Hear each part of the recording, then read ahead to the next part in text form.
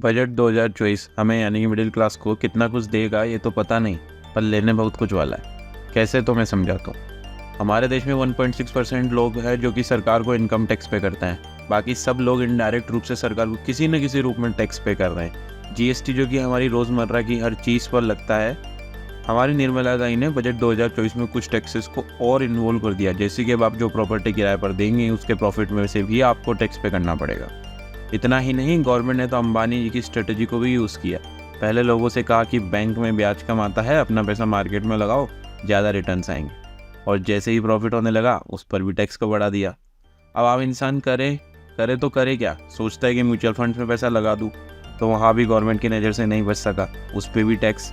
अब आप सोच रहे होंगे कि यार इतना टैक्स क्यों कर रहा है। और देशों में भी तो लोग टैक्स पे करते हैं ना, और किसी जगह तो हद से ज़्यादा भी करते हैं। जी हाँ, पर एक बार उन देशों का इंफ्रास्ट्रक्चर, रिवर्स, मेडिकल फैसिलिटीज़ भी तो देखो। अदर कंट्रीज़ में टैक्स पेयर्स के लिए ज़िंदगी भर पेंशन की सुविधा, free education, free medical facilities की सुविधा होती है। और हमें टैक्स पे करने के बाद रोड्स पर गड्ढों की, कभी भी कोई भी ब्रिज टूटने की, ट्रेन हादसों की, पेपर लीक्स की सुविधा मिलती है। वैसे बता दूं, ये टैक्स सिर्फ मिडिल क्लास के लिए ही है, क्योंकि सबसे अमीर मिडिल क्लास ही होता है ना। क्यों, सही कहा ना मैंने?